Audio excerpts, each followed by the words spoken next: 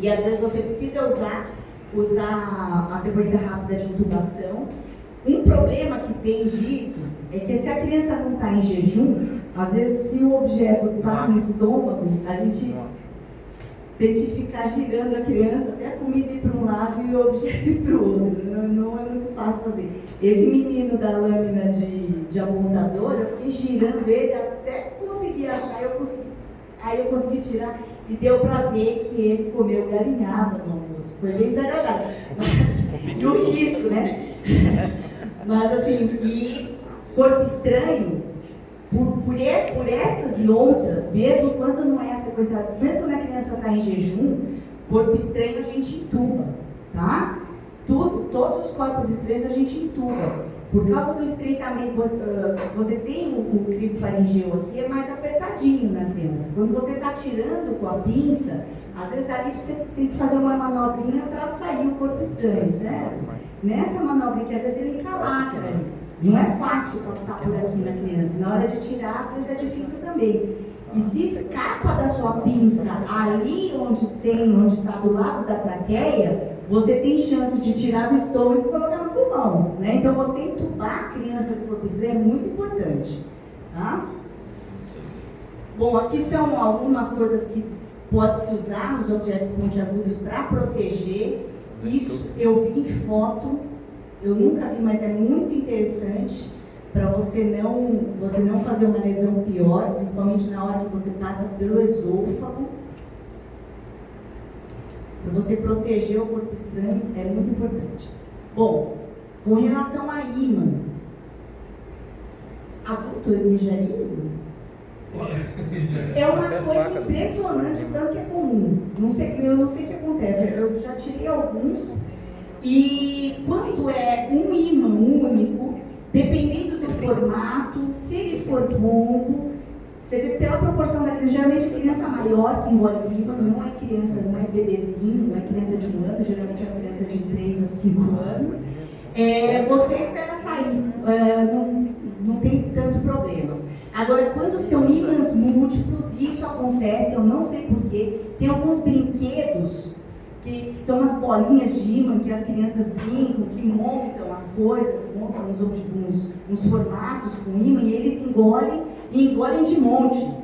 E como esse ímã hoje em dia, eu não sei se vocês já repararam, é um ímã muito mais forte do que quando eu era criança. Vocês também, parece que estão mais ou menos na minha linha. O ímã é muito mais forte, porque é um ímã de neodímio. Então, se ele engole muitos ímãs, acontece isso. Você faz uma isquemia no lugar onde o ímã está numa alça, o outro ímã está na outra, eles se encontram no meio do abdômen e fica ali, e isso pode fazer uma isquemia e perfuração.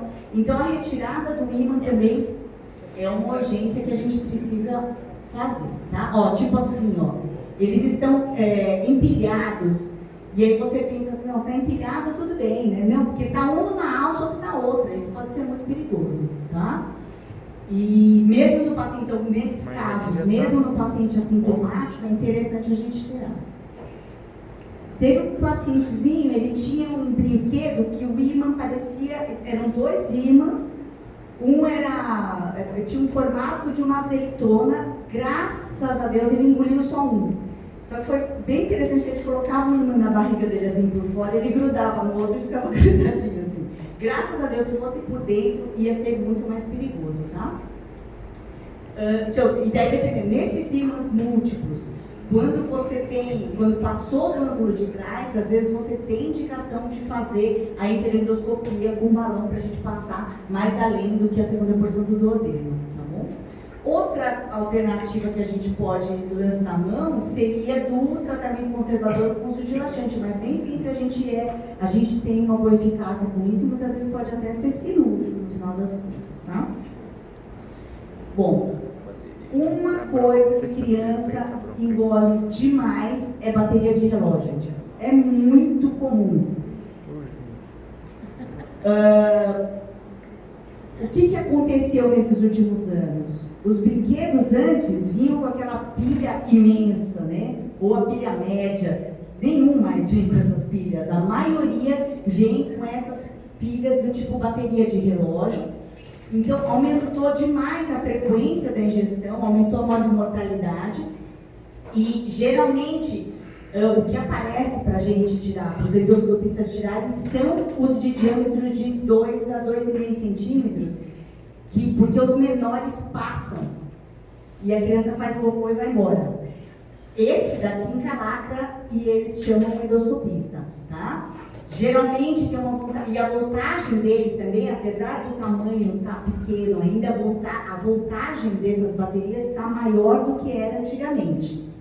Então, a gente tem, quando a criança deglude, uma criança com menor de 5 anos, a gente tem uma maior gravidade, geralmente, porque ele faz a impactação no esôfago, nessas baterias maiores, e tem uma maior gravidade quando a ingestão não é testemunhada. Às vezes a criança ingeriu, aquilo não obstrui totalmente o esôfago, a criança não tem cialorreia, só que quando vai comer comida não consegue comer, fica engasgando. E às vezes demora 1, 2 dias para fazer o diagnóstico. É desesperador. E no raio-x, quando então, assim, a criança está numa emergência, não consegue engolir, com ou sem cialorreia, fazer um raio-x de tórax vale a pena. Muitas vezes, principalmente se a criança é muito pequena, que não verbaliza, ou se é uma criança especial, né, com espectro autista, por exemplo. No raio-x da bateria de relógio, a gente vê o halo duplo. Aqui olhando assim, rapidamente, você pensa, não, tem ingestão de moeda, beleza. Quando você detalha aqui, você vê o halo duplo. Isso é bateria, tá? Isso é importante a gente atentar quando vê um raio-x com o corpo estranho. Oi? 2 incidências? 2 incidências que você também consegue ver, mas na maioria das vezes, em todas as vezes, com esse formato de moeda, ele para desse jeito, tá? É verdade. Corpo estranho, interessante ter falado. Corpo estranho, quando é o corpo estranho radiopático, 2 incidências é sempre bom. Teve um caso de um menino que ele era grande, tipo uns 10 ou 11 anos, estava com um alfinete. Eu falei, não, vamos lá, fui tirar. Entrei no esôfago, cadê o alfinete? Estava na traqueia, estava bem na carina, todo bonitinho. Eu falei, putz, mas assim, acontece. Mas é bom fazer 2 incidências por isso, né? Para a gente não fazer um exame à toa. Só chamar uma proctoscopista, obviamente. E sem tosse nenhuma. Esse menino estava na traqueia, ele não tinha tosse, ele não tinha desconforto, ele não tinha dispneia, ele estava numa boa. Bom, e por que a bateria é tão... Mas essa que passa, sai no cocô, essa daí é na maioria das vezes. É muito comum, né? Por que a bateria é tão perigosa? Qual que é o mecanismo de lesão dela? Quando a bateria encosta na mucosa, ela fecha o circuito do polo positivo e negativo e passa a corrente elétrica. Essa passagem de corrente elétrica libera radical de hidróxido e faz necrose liquefativa, como se fosse uma ingestão cáustica, tá? Por isso que a gente faz uma lesão e a lesão é profunda, a lesão é grave. E você tem todas essas complicações que não são incomuns nas baterias que ficam de longa duração. A maioria faz alguma dessas complicações. De fazer fístula, perfuração, fazer estenose, principalmente é comum nesses casos de gravidade, quando fica mais tempo no esôfago, paralisia de prega, aspiração, mediastinite, até tamponamento cardíaco e morte, pneumotórax, fístula ortoesofágica, não dá nem tempo de a gente fazer diagnóstico, a criança chega com hematemes e morre. Então, é uma emergência, você tira com o mais rápido possível, precisa de sequência rápida de intubação, tem que sair de madrugada de casa, bateria não dá para deixar no dia seguinte, tá? Fazer a intubação, o tipo de pinça, geralmente a pinça de dente de rato, porque quando você usa aquela pinça de corpo estranho, sem dente de rato, você está puxando, ela faz assim. ela escorrega e não prende. Então você ter uma dente de rato eficiente aqui ajuda bastante. E quando ela está alta, quando ela está lá em cima, às vezes é mais fácil a gente pegar o laringo e tirar com uma maguil do que você colocar o endoscópio, tá? Só de você colocar o tubo, a criança está anestesiada, você coloca o tubo, vai para o esôfago, você vai com uma maguil, tira mais fácil, porque o aparelho nem vai conseguir direito chegar lá, tá? E uma das coisas que às vezes a gente tem que fazer, em corpo estranho em geral, corpo estranho esofágico, não só da bateria de relógio, a esofagoscopia rígida. Super raro, né? Aqui em Goiânia tem lá no HC e... O Fernando? Não, tipo ele. Para você tirar um corpo estranho, principalmente esses que estão mais aderidos ao tecido, a pinça da endoscopia rígida é muito mais forte. Você consegue uma pega muito mais segura para você puxar, tá? Mas é raro a gente estar, mas se alguém tiver a oportunidade de aprender a fazer, vale a pena. Aqui são o aspecto do que a bateria de relógio faz. Não sei se alguém já tirou alguma. Toda vez que a gente tira, ela está horrível, ela está oxidada, ela está preta. E a lesão do tecido pode ser desse nível, pode ter perfuração. Geralmente ela tem esse aspecto aqui, ó. Ela fica preta, e por dentro você pensa, será que fez fístula aqui, né? Umas lesões muito feias mesmo.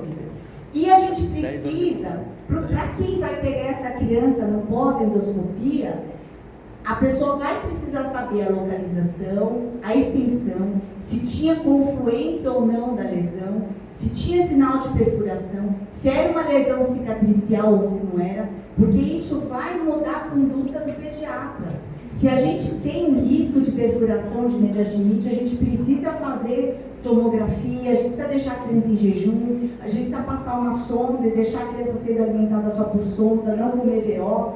Olha a diferença que tem. Se a gente tem uma lesão que tem lesão bilateral, mas não tem sinal de perfuração, não é confluente, o pediatra fala assim, então vamos comer por boca e vamos para casa. Né? Pode falar. Em relação a essas gestões dessas baterias, quanto mais tempo, mais grave. Né? Quanto mais tempo, mais grave. Mas tem como dividir em dias? Um dia já perfurou. Perfurou. Não, tem que ser rápido. Eu tirei uma vez, eu acho que eu nem esperei. Esse caso aí, então, é caso de poucas horas. Isso daqui eu não sei te falar, que isso aqui eu peguei da internet. Mas, por exemplo, eu já peguei uma que acho que estava menos de 5 horas, fez uma lesão que evoluiu com estenose. Porque isso vai depender, você viu o mecanismo de lesão? Se é uma bateria que está nova e passa mais corrente elétrica, vai ser uma lesão mais grave. Se é uma criança pequena, com esôfago menos calibroso, com uma bateria de 25 milímetros, vai ser uma lesão mais grave. Você entendeu? Então, quanto menor a criança, maior a bateria, maior a voltagem da bateria, quanto mais tempo, são todos fatores que podem indicar uma pior lesão. Mas é muito difícil, porque eu também tirei bateria que estava, sei lá, 8 horas e teve só uma erosãozinha bilateral, não confluente. Então, assim, tem que ser rápido. O negócio é feio mesmo. Doutora, como passa para o estômago? Então, aí assim, não é a mesma urgência.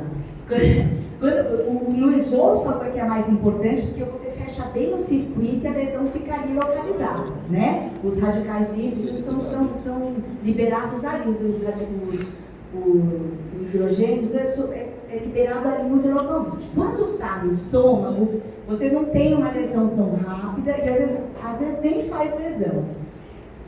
Quando fica entre as pregas do corpo, por exemplo, que ela fica sempre só em um lugar, a chance é maior de ter lesão. Se ela fica móvel, você faz um raio-x, às vezes ela está no lugar, faz outro raio-x, ela está no lugar, tem menor chance de lesão. As crianças com menos de 5 anos, indica-se tirar das primeiras 24 a 48 horas. E nas crianças onde não se sabe quando foi a ingestão, mesmo você faz um raio-x, está no estômago, que dia ingeriu? Não sei. Quanto tempo ficou no esôfago? A gente não tem como saber. Então a gente também tem que tirar, inclusive para você fazer um diagnóstico ali desse esôfago, tá bom? Não só terapêutico, como diagnóstico também, para você ver se fez uma esofagite ou não. Para as crianças maiores, a chance de lesão é menor, a chance de ter feito uma lesão esofágica é menor, e a gente pode observar de 10 a 15 dias, ver se ela migra ou se não migra. Se ela fica parada no estômago, em 15 dias é bom tirar. Tá? Agora, se ela está andando, passou o ângulo de trás, geralmente, aqui tem alguém que faz endoscopia? Passou o ângulo de trás, é muito difícil a gente conseguir tirar.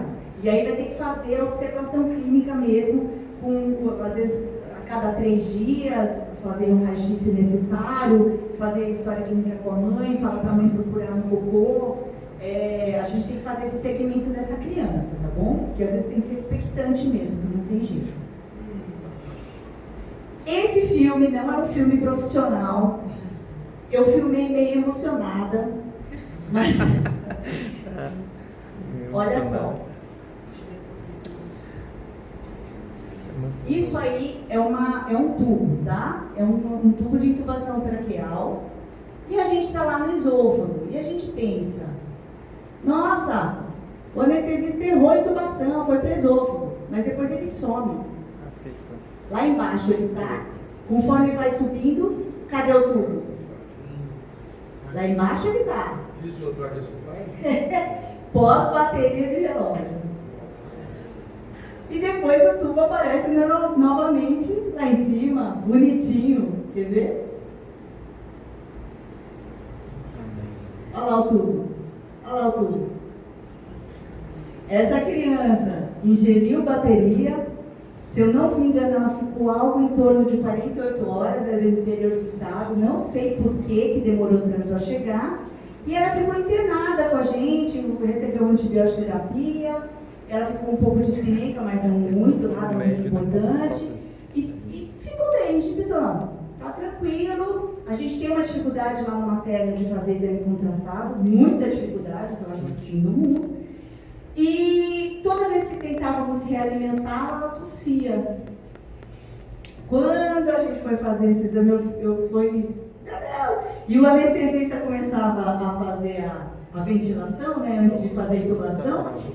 Isso o Flávio Sobradi falou assim, nossa, mas você está fazendo errado isso aí, você entubou errado. A gente fez ele entubar umas 3 vezes. Até que a gente foi fazer o exame e a gente viu que tinha essa fístula. Foi sensacional. Bom, aqui é um organograma, não sei se está meio ruim de ver, mas eu passo para vocês se vocês quiserem. Do que se fazer com a bateria de relógio, a localização gástrica, a idade da criança, tudo isso vai influenciar no organograma. Com relação à gestão de objetos não pontiagudos, geralmente se passa, quando não é pontiagudo e passou pelo cricofaringeu, passou pela altura da carina, passou pelo esfíncter distal, vai passar por tudo mais para frente, tá bom? Geralmente é assim. Pode ser uma criança pequena, com um objeto de mais de 25 milímetros, ele pode impactar no pilora, ele não passar no pilora, ele fica no estômago por mais tempo. E ele pode também, quando é compridinho, tipo palito, essas coisas, geralmente ele vai parar lá no ângulo de trás. E mesmo quando não é pontiagudo, tá? Por exemplo, um exemplo de um que ficou no estômago que impactava. Menina engoliu o Super Mario Bros. Eu fiquei emocionada também, que eu tirei foto. Entrei no endoscópio, tinha um Super Mario ali na minha, achei bom demais. Tem tido tempo que é engraçado demais, ainda no estômago tá lá o Super Mario. Criança faz umas coisas que não dá pra acreditar. E aí toda vez que se tira um corpo estranho, é interessante que se faça uma endoscopia pós-retirada em busca de alguma lesão que possa ter feito, tá? Isso é super importante para o segmento nosso. Moeda é o dia a dia, tem todo dia uma coisa impressionante. A moeda, geralmente, quando impacta, ela impacta no esôfago, nessas 3 localizações que eu falei, né? Ou superior, ou médio na altura da carina, ou no inferior. Geralmente moeda grande, é difícil a gente tirar a moeda de 5. Geralmente a moeda de 50, que é mais gordinha. Moeda de 25 é comum também. Moeda de R$1 só é menino maior, criança pequena não consegue deglutir moeda de R$1.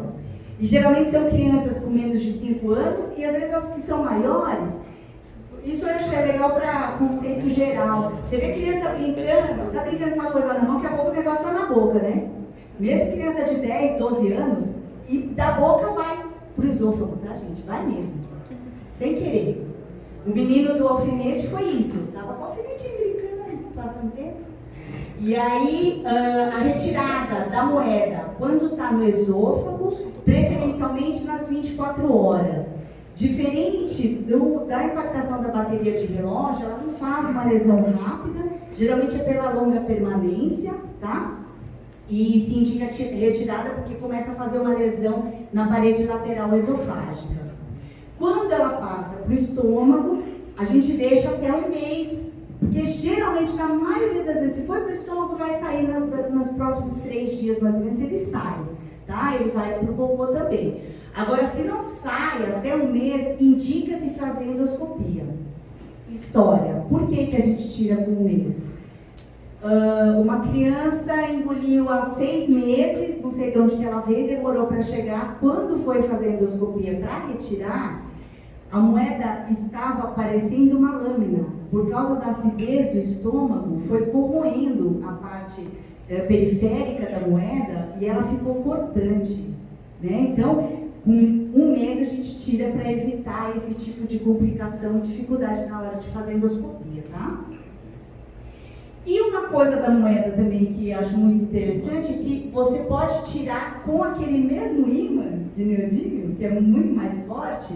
A gente pega uma sonda nasogástrica, esse aqui é um tubinho de oxigênio, na verdade. Coloca, faz um device aqui, coloca o ímã redondinho aqui. Nesse caso, eu acho que não é antiético a gente conter a criança. Você contém a criança, eu chamo de charutinho. Faço charutinho na criança, vira a criança em decúbito lateral esquerdo, coloco alguma coisa para a criança não conseguir fechar a boca na arcada dentária. Geralmente eu junto uns 5 palitinhos de espátula, de madeira mesmo, junto uma na outra, coloco na boquinha da criança, passa a sonda, quando ela encontra a moeda, ela faz assim, é legal. E aí você puxa.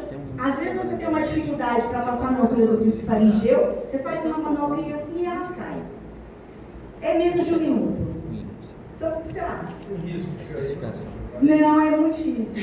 É muito difícil porque também você não ceda a criança. Você deixa ela com a proteção toda anti-aspiração. Essa que é a vantagem do diacuíma. Você evitar fazer a sedação. E a criança chega. Não, as crianças também saem. Se entrou, ela sai. Só que você tem que ter as manhas na hora de você tirar. Quando chega no cricofaringeu, se o ímã não é muito forte, chega no cricofaringeu, às vezes a moeda fica e vem a sonda. A moeda fica e vem a sonda. Você tem que fazer um movimento assim de lateralização, sai. Tem uma sonda que já vem de pronto. Com o tempo, se fica craque, viu? Eu tirei muito. Bom, impactação esofágica acontece na criança também, principalmente a criança com estenose esofágica. Na criança, estenose benigna, tá? Geralmente pós-ingestão de cáustico, pós-ingestão de moeda ou pós-operatório tardio de atresia de esôfago, fica com uma estenose esofágica, elas podem impactar. E elas também.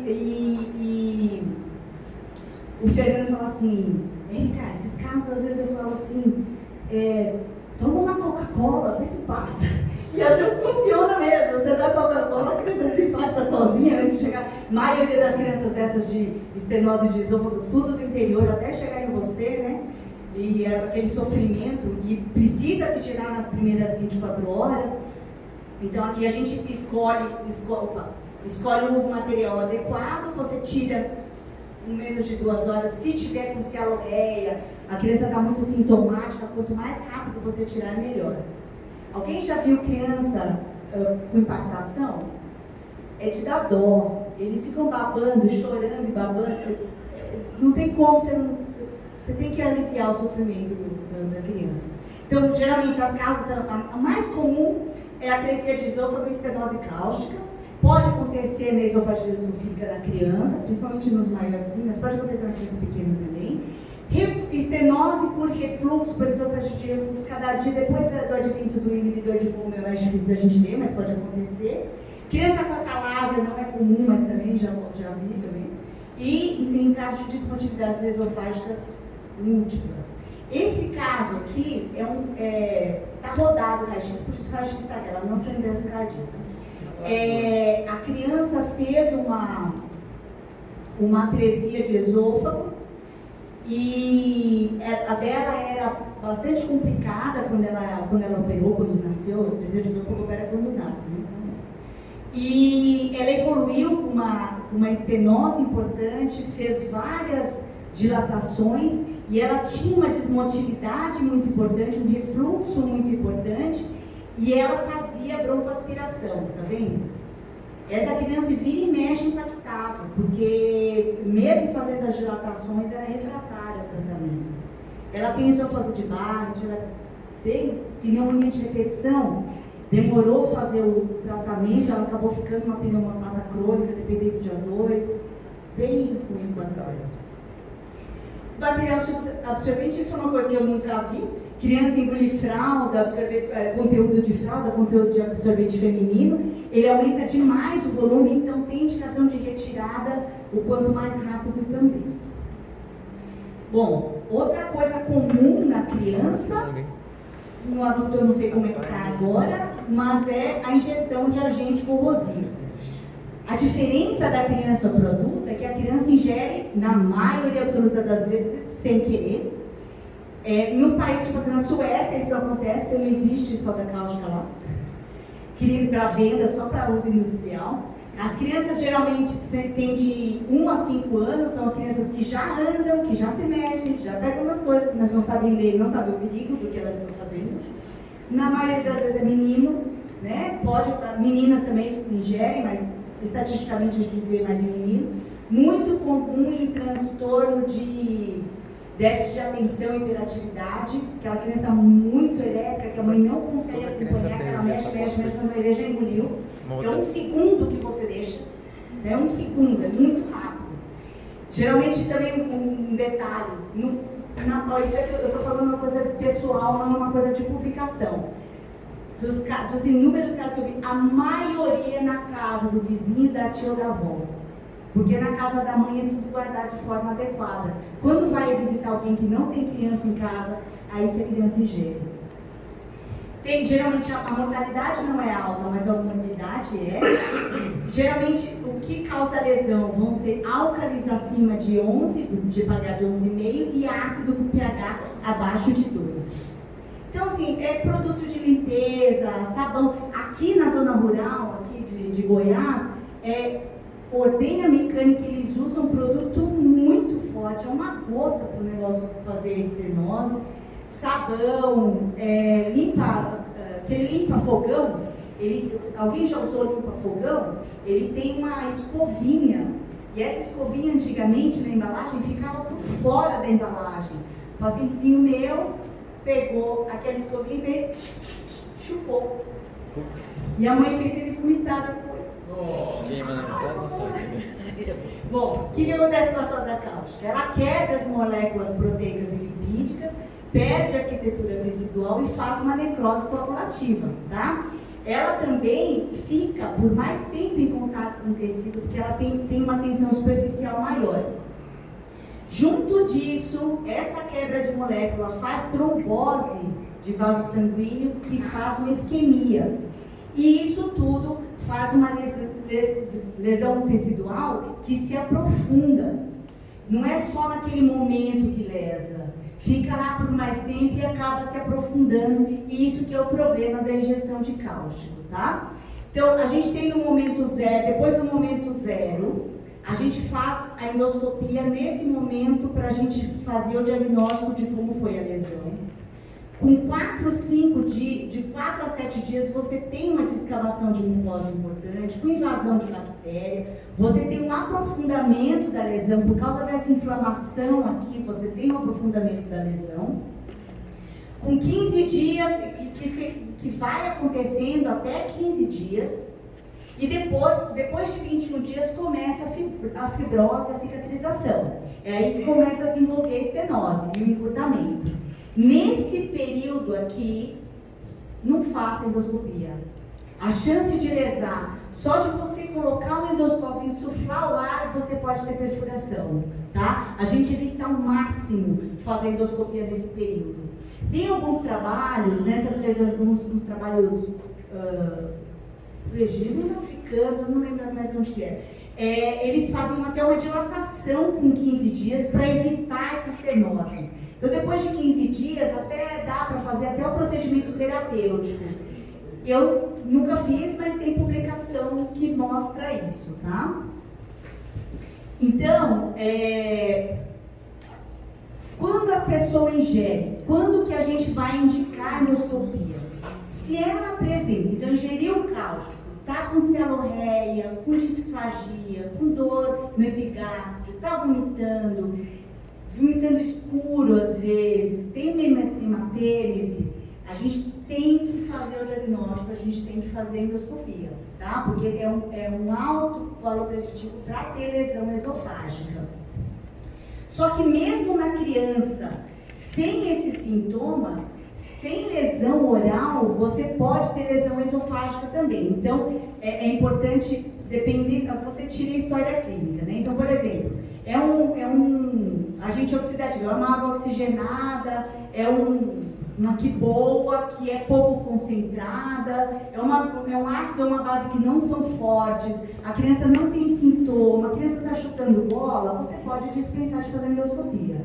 Agora, é uma substância mais concentrada, mesmo desconfiou, não sabe o quanto que ingeriu, na dúvida, é melhor olhar, tá? Porque as consequências vão ser para o resto da vida. E esse tratamento inicial vai ser importante. A gente faz, de preferência, entre 12 e 24 horas. Você fazer, por exemplo, a criança teve ingestão, fazer endoscopia com 2 horas de evolução não é interessante, porque você não vai ter a lesão ainda. Você espera umas 8 a 12 horas, pelo menos, para você fazer a endoscopia. Sempre cuidadosa, sempre olhando, visualização direta. Eu falei aqui, às vezes é difícil você fazer o ângulo para fazer a introdução no esôfago da criança. É importante não fazer as cegas nesse caso, porque você pode fazer uma perfuração. E se você tem uma lesão circunferencial importante, está muito comprometido, cancela o exame, descreve o que você viu, porque a chance de você fazer uma perfuração e piorar essa lesão é grande, tá? É importante fazer a documentação do que você viu certinho e, se o caso é grave, passa a sonda. O pediatra agradece. Além de passar a sonda, fixa fortemente essa sonda, porque depois, para a gente fazer a conduta dessa criança mais para frente, se ela perde essa sonda, às vezes a gente, dependendo do caso, a gente precisa mandar fazer uma gastrostomia cirúrgica, para a gente poder alimentar, a criança não precisa fazer NPT. Você fazer uma NPT, no caso, não fazer uma nutrição parenteral total na criança, o risco é muito grande. Se a gente tem uma sonda ali no estômago, já alivia total para o pediatra. Dependendo da classificação, você muda como que vai ser sua conduta. Se vale a pena você fazer um corticoide sistêmico ou não, que na criança é muito importante, a gente não fica fazendo corticoide para tudo, né? Então a gente vê que não tem melhora. Se é uma lesão leve ou se é uma lesão muito grave, não adianta a gente fazer a dexametasona. Agora, se ela está num grau 2, vale a pena a gente fazer. Então essa descrição do Zaga, dessa classificação, vocês que gostam, né, de classificação, eu percebi, todo mundo ama. Isso aqui para endoscopia, pega lá do livro, tem aí no celular, dá uma olhadinha para colocar, porque isso vai fazer diferença na conduta lá mais para frente, para quem vai seguir a criança, tá? É todo mundo, né? Mas é para ter nossa, que no adulto, geralmente, eles ingerem uma quantidade enorme, né? Na criança, geralmente é acidental, mas dá trabalho também. Ácido, a ingestão de ácido é menos comum, porque o gosto é azedo da criança cospe. E, geralmente, a lesão não é esofágica, a lesão é gástrica, pode fazer perfuração gástrica. Criança, por exemplo, Acho que hoje em dia, cada vez mais criança de 12 anos com tentativa de suicídio engoliu ácido. Morreu. Essa foi bem traumatizante para nós lá. Acho que vocês falaram sobre estenose de esôfago, né? Na criança, geralmente, é ou por atresia ou por ingestão, pela tardia atresia ou digestão cáustica. A gente usa balão, a gente usa dilatador, a gente usa Samaria, a gente usa Ederquest, a gente usa tudo que vocês provavelmente usam. O stent eu nunca vi usar, mas pode se usar também na criança. E a injeção de mitomicina, de corticoide,